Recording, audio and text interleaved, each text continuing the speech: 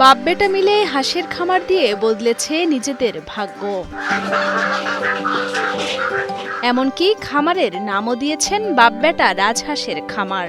শুধু তাই নয়, নিজেদের সাজ পোশাকেও রয়েছে বাপ বেটা লেখা টি শার্ট। আমার ছেলেকে জিজ্ঞেস করলাম, বাবা এই নাম যে দিচ্ছি, তো তোমার কোনো মতামত থাকলে বলতে পারো। তখন আব্বু তোমার যেটা ভালো হয় সেটা করো। তাই আমি তখন থেকে সিদ্ধান্ত নিলাম যে বাপ বেটা রাজহাঁসের খামার এই নামে আমি নামকরণ করলাম।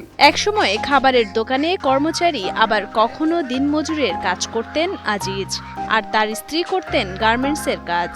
তবে করোনায় আয়ের পথ বন্ধ হয়ে গেলে অনেকটা নিরুপায় হয়ে গড়ে তোলেন রাজহাঁসের খামার। নাম দেন বাপ বেটা রাজহাঁসের খামার। করোনা আসলো আর আমার ব্যবসা ধস নামে গেল। চিন্তা করতেছি কি করি। হইতে হইতে সিদ্ধান্ত নিলাম 20টি রাজহাঁস নিয়ে আসলাম। নিয়ে এসে সুন্দর মতো লালন পালন শুরু করলাম এবং নাম দিলাম বাপ বেটা রাজহাঁসের খামার। নামে বাপ বেটা রাজহাঁসের খামার হলেও এখন খামার ভর্তি রয়েছে দুধসাদা পালকের পেকিন জাতের হাঁস। শুরুর দিকে 20টি রাজহাঁস দিয়ে খামার গড়ে তোলেন কুড়িগ্রাম রাজারহাট উপজেলার চাকিরপশার তালুক গ্রামের বাসিন্দা আব্দুল আজিজ। পরবর্তীতে রাজহাঁসের পরিবর্তে খাকি ক্যাম্বেল জাতের হাঁস পালন করে লাভের বদলে লোকসানের মুখে পড়েন আজিজ। পরে ইনশাল্লাহ খুব ভালো চলছিল। এমন তো অবস্থায় আমি রাজহাঁস বাদ দিয়ে আবার খাকি ক্যাম্বেল হাঁস তুলি 600। ওইটা আমার ছিল ভুল। খাকি ক্যাম্বেল হাঁসটা আমার লস হয়েছে।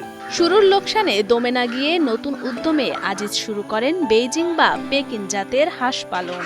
মাত্র 100টি হাঁসের বাচ্চা থেকে এখন খামার ভর্তি হাঁস রয়েছে আব্দুল আজিজের। মাত্র 2-3 মাসে বিক্রি করা যায় পেকিন হাঁস। প্রতিটি হাঁস বিক্রি করে 1000 টাকা লাভ হয় বলে জানান আজিজ।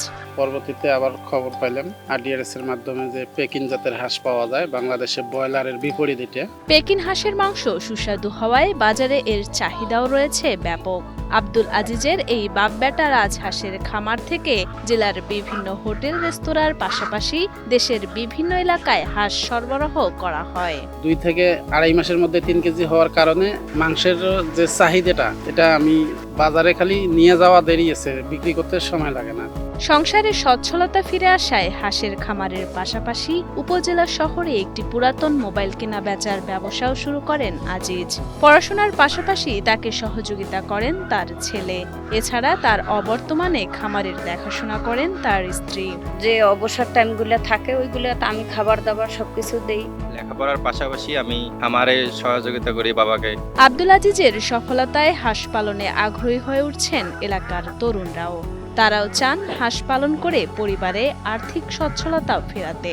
আমি তার কাছে দেখে অনেক অনুপ্রেরণা পেয়েছি যে আমিও একটা খামার করতে চাই।